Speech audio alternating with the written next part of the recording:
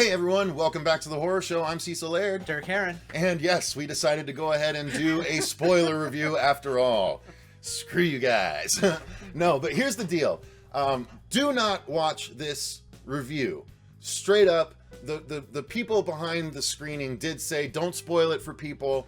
We are not intentionally spoiling this for you. You had to intentionally click spoiler review to see this. So I'm assuming you want to be here. If it's an accident, do not watch this. Go back and watch the non-spoiler review. Go see this movie when it comes out January 4th, and then come back and watch this. Trust me, with this movie, if there's even a chance you want to watch it, go watch it before being spoiled. I know a lot of you guys like to know the spoilers ahead of time, and we don't begrudge you that. That's why we're doing the review, but I want to be crystal clear that this is not something you want to see if you want to have the extra enjoyment this movie can provide. Okay? Fair enough? Let's do it. So I think the best way to do this is we'll just go through the movie. Why don't you start with the opening scene, since it struck us both pretty well. All right. Well, a guy just falls through the ceiling into an escape room. The one I was talking about, the posh-looking one. Yeah. Looks like a library, a high-end library sort of thing. Yeah, and then right off the bat, he knows that he's got to get out of this room as soon as possible. Mm-hmm. He triggers one of the puzzles. The wall starts coming in on him. Mm-hmm. It almost feels like in Star Wars New Hope, mm-hmm. like when they're in the trash compactor. Or The Mummy, or any other movie that's done this similar thing. The wall's closing in, absolutely. And so he's like... Indiana Jones, yeah. Yeah, so he's against the clock when it comes to the wall crushing him. Mm-hmm. He starts putting the clues together. Just in the nick of time. Just in the nick of time. He thinks that he got the combination correctly, mm-hmm. but it's still coming in on him, mm-hmm. and then nothing happens, and then it's about to crush him, and then it cuts away, and then mm-hmm. it says 3 days earlier. Yeah. Oh, it did say 3 days earlier? Yeah, it said 3 days earlier. Oh shit. I was like, that guy looks, because then 3 days earlier we meet. We actually cut to the girl, but after her backstory, we cut to the guy, and I was like, he looks an awful lot like the guy from the beginning. I didn't even realize it said 3 days earlier. It was over in That's the corner. funny. We were actually pretty close to the screen because it was a packed house. So when he dropped back through towards the end, I was like, oh, it was him. Yeah. Okay. So anyway, yeah. So we cut from there. He's literally about to be smooshed, yeah. and we're like, oh, and they cut away. I'm like, oh, we are gonna get cutaway kills. That's kind of a bummer.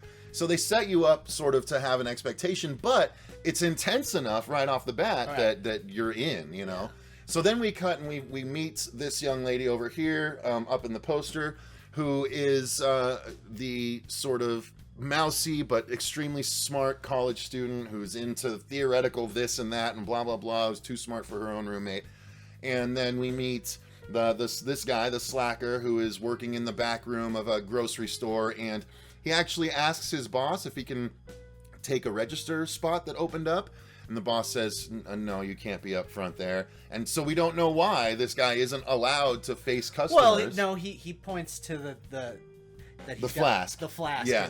He's like, you got to find a better way to deal with your stress or whatever. Right, yeah. And so we just think, oh, well, he's going to get drunk and be bad to customers, and that's why. There's more to the story. And then we also meet the stock guy that I was talking about, the beefy black guy. He's not huge. He's not like Terry Crews, but he's definitely in great shape. Right. And he's like, the stock, he's got the Bluetooth in. He's like, yeah, I just made this guy $1 million and this guy wants to give me this and blah, blah, blah, blah. I love it when the slacker says that, that he's getting a American Psycho vibe off. I actually missed that. That's funny. But yeah, so this guy's good. And then what happens is all three of these characters receive these black boxes in the mail. And they're puzzle boxes, and each one gets a little clue or whatever, a little, blurb. And so they all get the box open eventually. Meanwhile, we're learning a little bit about their lives and everything. And then after they solve the box, a little business card pops up, and it's an address to go to this escape room. Right. So they go, and they get to the waiting room. And once everyone is in, they start talking, and one of the slacker guy's like, all right, well, first off, when we get in, we meet the girl from Daredevil, Tyler Labine, and then the Indian guy walks in who has done 93 escape rooms in the past and solved them all. He's the escape room expert, and he's actually one of the guys that I clung on to for as long as we had him, because his energy was like feeding the rest of the movie, honestly, because he's so excited about it, and us as an audience were like kind of excited to see how things go, and you know, but everyone else is just like there. Everyone is invited because whoever the last survivor is gets $10,000. Right. That's why they're all there. Yeah. But basically the slacker's like, I'm gonna go get a cigarette, and he goes, grabs the handle, comes off, boom, they all realize this is the first escape room. Right. As they start to figure out the clues, they start trying things, and one of the things they try kicks on essentially an oven mechanism where there's heat lamps here and then heat lamps on the pillars, and then every little new thing they try, more heat lamps appear. And then finally they figure out there's these, you know, the coasters on the table can be pressed, and if all of them are pressed, then it opens up a hatch to the next room. And then, like, as they one at a time start going, the slacker actually points out, I was thinking the exact same thing. He's like, hey, anyone else looking at the eventual issue we're going to have here since we're running out of hands? And so they have to figure out how to depress the coasters before they all melt and get through the thing. They end up being able to do it by filling glasses of water and putting them on the coaster. Well, yeah, because they find a clue that says, we would like our guests to use their coasters. Oh, that's right. Yeah. I missed that too. I missed a lot. Good Lord.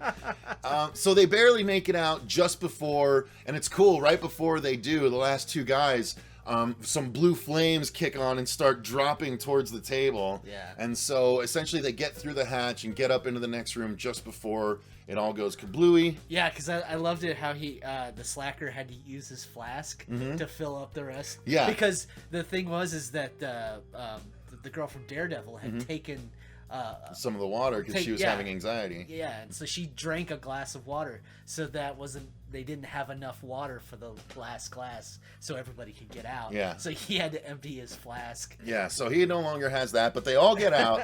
But you know, and it's funny too because they're all like, you know, some of them are like, "This is real. That was gonna kill us," and the guy that loves escape rooms, he's like, "No, no way. You know, they wouldn't let us get hurt. The lawsuits alone." So they pop up in a cabin, a log cabin sort of room.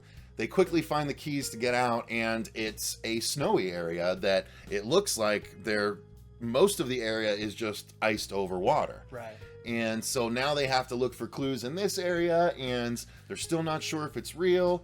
But at one point, the slacker drops his one leg through the ice, and they find like a fishing hole. Right. Tyler Labine climbs a tree and finds a fishing pole. And then the girl here, she finds a little magnet that they drop down and find the box that's got the key in this block of ice, again, from the trailer. And when the only one with fire is the slacker, and because he's being a dick, they ask for his lighter, and he just throws it on the ice.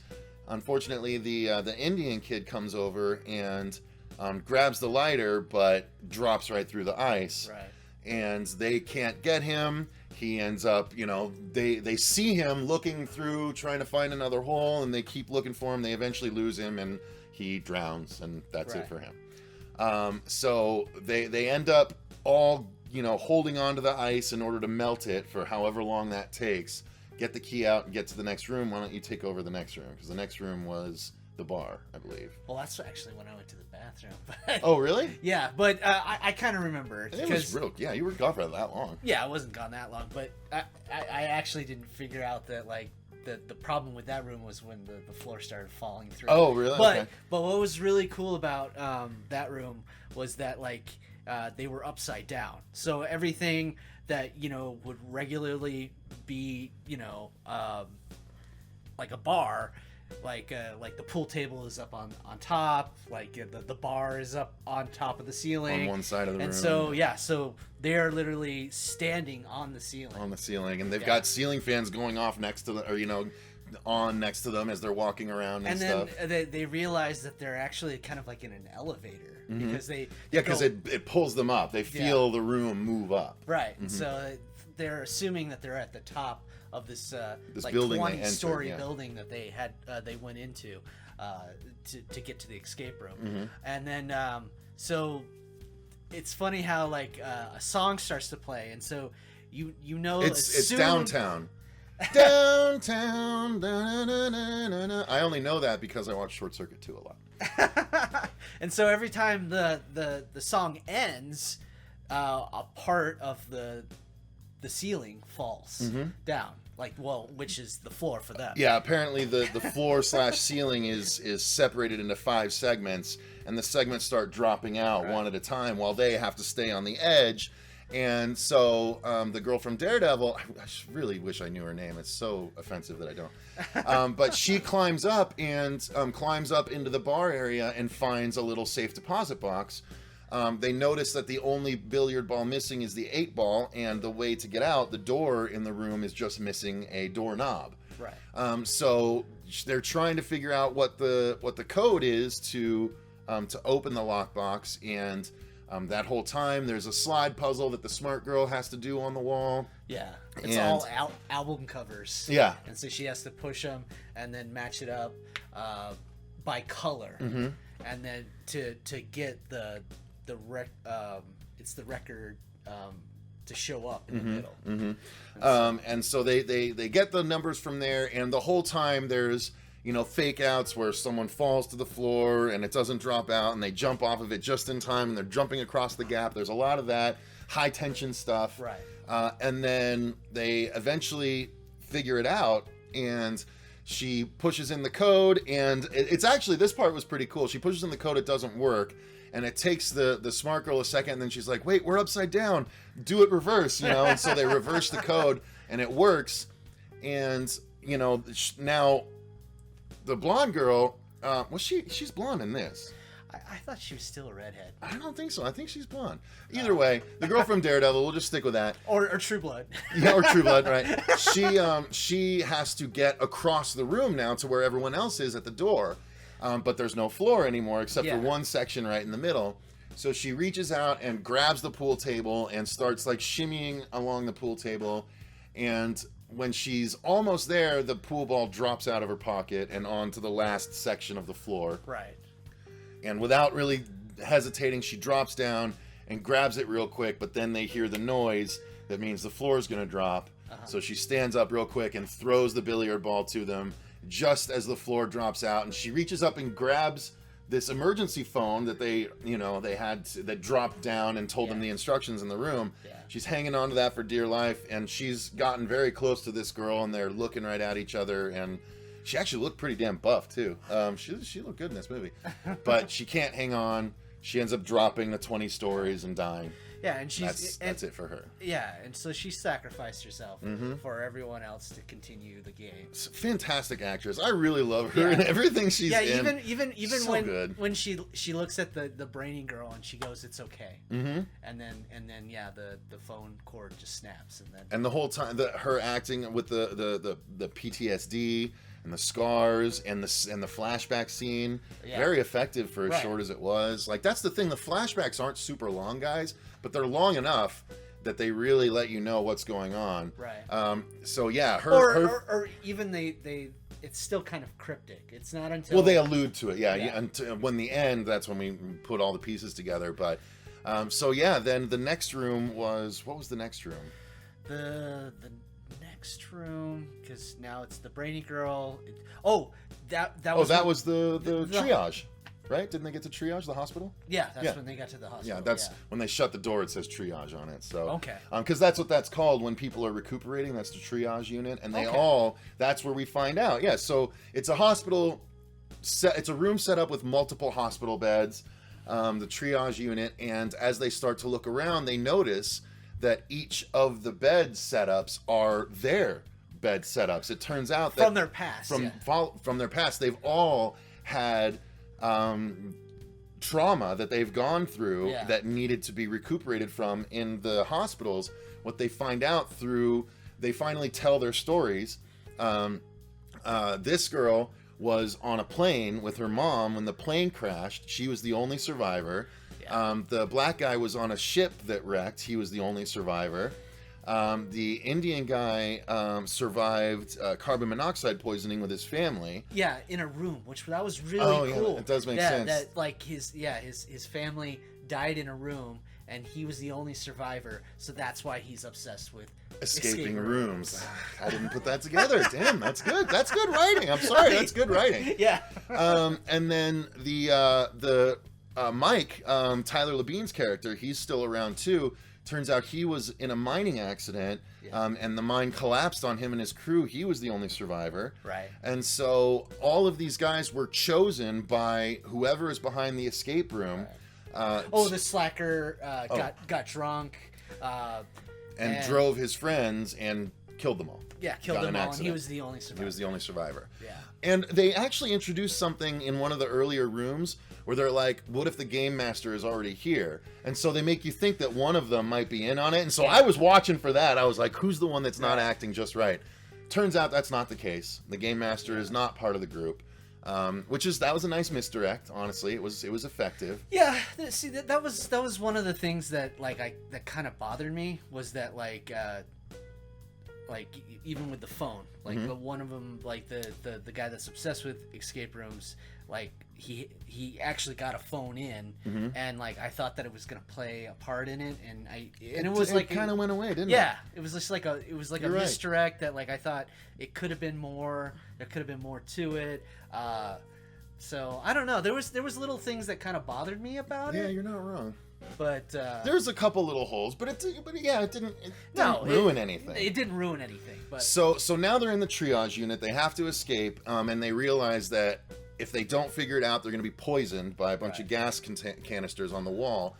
And the way they have to do it is by testing their limits. And they find out that they have to use the EKG machine. And they attach it, and they feel at first that they just need a really fast heart rate. And so they end up attaching it first to one guy. It doesn't work, the slacker, right? Right. And then they attach it to Tyler Labine because the black guy's like, look, man, you're the one that's going to have the higher heart rate because he's not in shape. Right. And so he basically convinces him to use the paddles and shock him in order to get the heart rate up. Yeah. To get the Even the door higher, open yeah. even higher. And it doesn't work, and so he shocks him again and kills him, stops the heart. Yeah. And then he puts together the other part of the clue where it says test your limits, and so he's like, oh, we got a upper, we need a higher, we need a lower. We got a high, we need a low. And so he attaches it to himself and just calms himself down. Right. Lowers his heart rate to about 50 or something. Yeah. And it swings open the door. Right. And so now the black guy, the slacker, and the girl are the only ones left. But the girl... Oh, that's right. Yeah, we're not quite done in this room. Yeah, she kind of loses her mind. Mm-hmm. She thinks that there's all these cameras everywhere. Mm-hmm. And we find that out... through all the rooms. Yeah, through all the rooms. And so she realizes that we have to stop playing the game. Mm-hmm. That's if they can see us, then they know we're doing everything we're supposed to. Yeah, and the game will never stop. Mm-hmm. So what we have to do is we have to stand our ground, blind them, and then hopefully, we can escape that way. And so I thought that was really interesting. But it doesn't appear that she succeeds. Right. She bashes all the cameras and is about, she's got something in mind, and she's crawling on the ground, and she doesn't make it, and she collapses and passes out or whatever. And we see just beyond her reach is a gas mask that she couldn't quite get to, an oxygen mask. Oxygen. And so we're like, okay, now I'm down to two people that I didn't think we were going to be down to. We're down to the black guy and the slacker, but this is where the trippy room comes in. Right. So they get in this room, and it's weird. It's geometrically off, and it's zebra stripes, kind of ish. Yeah, it's all black and white, and then there was this projection of a snowy TV. Mm-hmm. and then there's another TV that's in front of them with the snow also. The snow. But there's weird. It's like if you had gone and done a new age decoration of your home in 2008. That's kind of the aesthetic that they go for here. And the only thing in the room is a hatch. And so both guys go over, and one guy tries to turn it, he can't, and so the other guy puts his hands on it too, and they both turn and open the hatch. Before they can even do anything, though, the black guy looks and his hands are slimy. He's like, there's something on that. And then they both start having this drug trip. They've been dosed big time. Yeah, it was like liquid LSD. Yeah. Was all over the crank when they opened up the hatch. and they start, and this is what I was saying in the last review. Okay. Where I said it reminded me of something. Their faces start to distort. It reminded me of Rocket Raccoon and them going through all those things when their face was doing all that weird distortion and stuff. Yeah, when they're going so fast that like the G forces or whatever, and like his eyes are like popping out and stuff like that. It was very similar to that. So they're like melting to each other. Well, what it reminded me of was like that Johnny Depp movie Fear and Loathing. Oh yeah. When he's on drugs and stuff and like and everything's like distorted and stuff. And so I thought that was really interesting. As soon as they open the hatch, there's another clue, and it says like that you might want the antidote. Yeah, it's like you're free to go, but heed this note: you might want to find the antidote. It's like, you remember it. Wow, that's a good one. And so they start looking around. They only find one syringe, and we find out that the black guy's story wasn't quite what he said. He said that in the shipwreck, it was him and his friend. His friend got crazy from hypothermia and swam off. But the truth of it is he drowned his friend because he went crazy and took the jacket and survived as a result. Because there was only one jacket. Right. And so now there's one antidote, and he's going to fight for it. So they fight each other for it. And in the scuffle, they're both drugged and tripped out, and then the floor starts rotating on them too. And so in the ensuing chaos, the black guy gets pushed back and hits his head on the corner of the room and basically bleeds out. Right. And he ends up like in the fight, like breaks the guy's leg. The slacker guy's leg. So the bone is sticking out. Well, actually, what ended up that was a piece of wood. Oh, piece of wood when he fell. Well, no, it was before he fell. No, it was when he gets into the next room, because now we're back to the very beginning of the movie. Well, no, but he used. Oh yeah, you're right, because he uses the shard of wood later. Okay. Yeah. So it's when he falls on the table that the shard of wood goes in his leg. No, it's when it's the wall is closing in on him. Okay. Yeah, and then there's just a piece of wood that like literally presses him. You're right. They did show the close up of that. You're right. You're right. Yeah. Twice they did. Yeah. Okay, so it goes in the side of his leg, and so there's this piece of like wood just sticking out of his leg. So at this point, I'm still fully on board. Like again, we're about 4/5 of the way through at this point. Right. And as soon as the guy goes into I'm still on board even for the next scene, because he escapes down the hatch, and boom, that's where he drops in back to the very first scene of the movie. Right. He is the guy that falls down and tries to put together the clues. The walls start closing in on him. And at this point, I'm like, oh shit, what's going to happen? He's going to die anyway. This is how the movie's going to end. But why did they show this at the beginning? And then everything starts to go a little off the rails. Right. He actually gets smart and squeezes his way down to the fireplace in the room and uses a shield from the wall and like huddles in it, uses the shield to block the fire while the wall closes, and he's just in the tiny bit of space at the front of the fireplace, and the wall crushes and then falls because it has nowhere else to go. Right. And so he's able to get out. Yeah, but meanwhile, before that. Oh, okay. Skip something. Yeah, like when he falls into the room, and you're like, oh, snap, we're back at the very beginning of the movie. It cuts away. You remember? Oh yeah. And it goes back into you're right. The medic room, and now there's a cleanup crew that's in there. A couple of red and suits. They're like, yeah, there's 2 bodies in here. You know, we'll have it all cleaned up in no time. And what we end up finding out is that the girl did get to the oxygen, and so she was able to survive in the poisonous gas room. And so she takes out these 2 guys, bashes them with the IV, the IV stand, Yeah. Takes them out, goes out the door that they came in, grabs a gun as well. And so yes, then it cuts back to our guy just as he's about to get smushed, like at the last shot at the beginning. Yeah. He gets in the fireplace, he gets away, and then when he gets out the door, he goes into what looks like the control area. Right. You see big projections of all the players, and a bunch of them have X's through them. And the last, there's just him, right? And he's labeled as the winner. Yeah. And there's a nice couch, and then you see a bunch of screens, and like I said, a control area. And this guy comes out of nowhere. This bearded guy is like, "Congratulations, you're the winner," you know. And the guy's like, the slacker, you know, he's like, it's funny, you were the long shot, you know, because he basically reveals that essentially, and this is what I was talking about from that other movie, because all these cameras apparently are broadcasting a signal to an audience that pays to see stuff like this, much like he likens it back to the Grecian Colosseum, right? That was Greek, right? Yeah, Colosseum. yeah. With so where gladiators would fight each other, and he's like, it's just evolved now, and now this is the way they do it. It keeps getting more and more extreme, but it is what it is, and that's exactly the same as this other movie that I watched, where it was the one where the people were setting up all the cameras around the house and then attacking the family inside the house. They sneak in, set up the cameras, and then torture the family inside the house and kill them, all while a paying audience on the internet watches. Exact same sort of ending. So that's why I was disappointed. I'm like, oh, you guys could have done something a little more creative, but it's just that massive corporation broadcasting the escape room deaths. And the reason these people were done is because he said they've done athletes, they've done savants, and he said the audience was curious whether luck had anything to do with it. So they found the luckiest people they could, all people that had been sole survivors, right, and put them in the escape room. That level is actually kind of cool. I like the depth of that writing level, but the fact that it was the exact same thing we've seen before, it was a little bit of a bummer. So continue from there now that that's been revealed.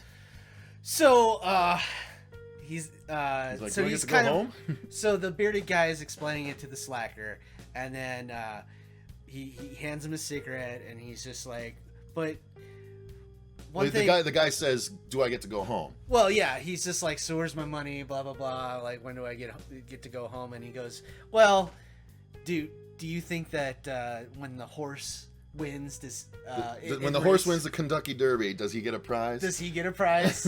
And then he pulls a garrote out and freaking wraps it around the slacker's neck and pulls him over to a raised platform where there's cameras watching, and he hoists him up and is like strangling him to death. And all of a sudden, boom, in comes our girl, right? No? Did I skip something again? Well, what he does is he takes the wood that's stuck in his leg, yeah, and he stabs the guy. He takes the splinter out, or the shard of wood, like you said, stabs the guy, gets freed, but not entirely. Yeah. It's just enough to like get another breath of air. And then the girl comes in Right. from another area, holding the gun, and just shoots the guy immediately. Yeah. And that was cool. I'm Yeah. glad she didn't hesitate, like, let him go or anything like that. Just done with it. But he runs away, and then so now she's like going around, still looking for the guy. He comes out of nowhere, attacks her. Luckily, the slacker dude has like a bottle of something, Bashes it into his face, over his head. He grabs the gun. This is what I loved, was that she's like, make sure that he's dead, and he shoots him a couple times. She's like, make sure that and he just shoots. She doesn't even finish. Yeah, I was like, skip that. And then he's like, he's dead. Yeah, he's dead. Yep. And then you see the X come up, because that was what was really cool, was that like his face comes up on the screen saying that he's a player now. He's a player now too, yeah. And then the X disappears from her because they realize she's alive. So, and then winners pop up on them, and they get out and they just go away. And so she goes and tries to bring the cops back. And when they get back, there's an indiscriminate amount of time there. If it was as quick as it should have been, there's no way that they would have been able to do this. But when they get back, everything's been cleared out. Right. The building was practically non-existent. Sure, there's holes in the walls where the vents were and things like that, but everything is gone. Well, have you ever seen the movie The Game? Yeah. Oh, yeah. Fincher? Yeah. That's what it kind of reminded me of when Michael Douglas goes to the police and says, like, these guys are ruining my life. Like, I fear for my life, blah, blah, blah. And so they go back to the corporation and it's that all like gone, said, and it's all gone. So I was like, oh, that's kind of like that movie. Yeah. There's a few points like that. So they get away. Right, we're up to the getaway now. Well, the thing is that she notices that there's like what is that called, a nanogram or whatever? Anagram. Yeah. She sees no way out, and it spells out the doctor's last name, who you suppose that is like the creates these games, because like throughout all of the rooms, you see his name somewhere, you know, in some context, and so she was kind of the one that noticed his name throughout all the different rooms, and so she's trying to explain to him that like no, it's still trying to tell us that after that, right? Right. When because they flashes forward 6 months. Right. It goes 6 months later, and she and the slacker are having like lunch, whatever. Lunch, yeah. outside in a restaurant, and they're catching up a little bit, and he asks what's in her folder, and she shows him that there are now newspaper articles explaining away all of the deaths from the escape room. Right. Like the guy that apparently drowned in Lake Michigan, the chick from the army, went rock climbing and fell, apparently, and like all that sort of stuff. So she's like, we can't let them get away with this. And then she figured out that their symbol was actually representative of numbers, and she figured out that their coordinates to a building in New York, they're hiding in plain sight, and she wants to go take them down.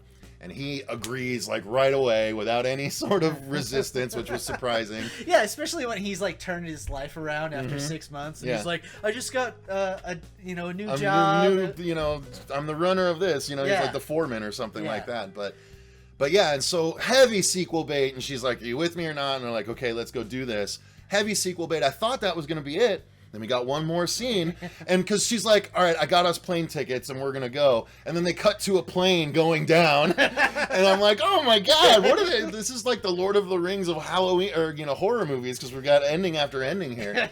But then, it cuts to inside the plane, and there's a stewardess running down the aisle, and she like goes to something, and she is figuring out a clue. Yeah. And she rushes back up to the front, having figured out the clue, and her and the other stewardess guy, they figure it out, and they get into the cockpit, and they try and raise the plane, but it doesn't. They smash into the mountain, and the simulation ends. Yeah. And you see this massive plane on a platform that was doing it, and you see the actors inside, and the girl is like, I almost tripped on the screw again, Frank, and it's like it's this whole work crew. Right. And it turns out that it's the the organization preparing the next game, and you find out like one of the people goes up, and you see this man in black on the screen, apparently the guy behind it all. Right, the doctor. One would assume. And so they're like, well, her flight is next week, and it shows both of their licenses and both of their flight itineraries, and they're like, it looks like the game's a go. So this whole thing was practice for what I believe is going to be her next game starting on the plane. Right. The first room is going to be the plane as it crashes. Right, because like he asks the actors, he's like, well, so what is the percentage of them passing this game? And they were like 4%. And he goes, yeah, and then that's when he gives his approval. Yeah, it's like, well, if it wouldn't be a game if they didn't have some chance. Yeah. It's like, oh, damn, dude. Yeah, and so like, and then that was where it got kind of cheesy for me, because it totally turned into Saw. Like now the doctor is Jigsaw, and I just thought that was a little corny, like I was just like, oh great, because oh great, because I just thought, man, like you said, 4/5 of the movie is just stellar, man. Like it moves quick. It's a fast-paced movie. It's an hour and a half. You're in it. It's like it's a roller coaster ride. And then for it to have kind of that lackluster, like, wanna play a game kind of thing, where it's just like they're trying to create a franchise out of this, and other than like giving it like a solid ending. And they're so stupidly walking back into the lion's den without any actual, like, if one of their loved ones had been kidnapped in order to play the game again, that makes more sense. Right. But to just willingly go and try and take them down yourselves, like we have to avenge our friends, even though they were friends you knew at all, they're complete didn't know strangers. At all. Like I don't know, like that's why I actually had a better ending in my head. Oh, really? Yeah, because I almost felt like it was almost like Willy Wonka and the Chocolate Factory, how each person was getting taken out, like the kids were in Willy Wonka, and I just thought that like maybe at the end, like maybe they didn't die. Maybe it was just like in a sense that like they were taken out of the game, but at the end, like you see them all alive. I had a different ending too. Actually, as we were talking about the review, I thought it would have been smart if it was actually the Indian kid, sort of behind it. Oh, so like he ended up having a thing down there. And since he's the one obsessed with escape rooms and he's the one trying to be all cheery about it, if he like stepped out at the end, and was the one actually behind it all, that would have been kind of cool too. Yeah, I just thought that the doctor character could have been like a Willy Wonka character. And I thought that would have been interesting. We should have seen him though. In some capacity. Yeah, all they do is they show you a silhouette of this guy, and then and his voice is muffled, and distorted, and so you're just like, oh, okay. And that's why I felt like, oh, they're trying to create like this character sort of like Jigsaw. And I thought it would have been interesting if he would have just kind of came like almost like Oz, just like reveals himself behind the curtain, and it was just like, wasn't that fun? And like maybe those two people just get their $10,000, and you could have still had it be like a franchise. Like wow, like, he should offer them jobs to work with the company. Yeah, that would have been interesting. Yeah, especially how at the very beginning when they're explaining that this is the greatest escape room ever. It's been said in chat rooms and stuff like that. Like maybe. Yeah, no one has ever passed it. It's just kind of like how Willy Wonka, how Charlie was the kid that, made Willy Wonka think that, like, I have hope that, like, this kid could go on and be the next Willy Wonka. Or he's building, essentially, a company full of the world's smartest, savviest people. Yeah. Right? Only people that survive the escape rooms can join the company kind of thing. Maybe he's been doing it a long time. And maybe that would have been great because the slacker needs a new job. Yeah. I think that would have been awesome. And the next one, he's the dude in the suit sort of running everything. Yeah. That would be cool. And putting an escape room together. See, take our fifth. Take our last fifth of the movie and go do reshoots in the next month, guys. That's what you need to do. All right. Well, I mean, we can't do any more spoiling than that. Yeah. I mean, and we wrote our own ending. Yeah, and better one too. So, thank you guys very much for watching the spoiler discussion / review / walkthrough of the movie.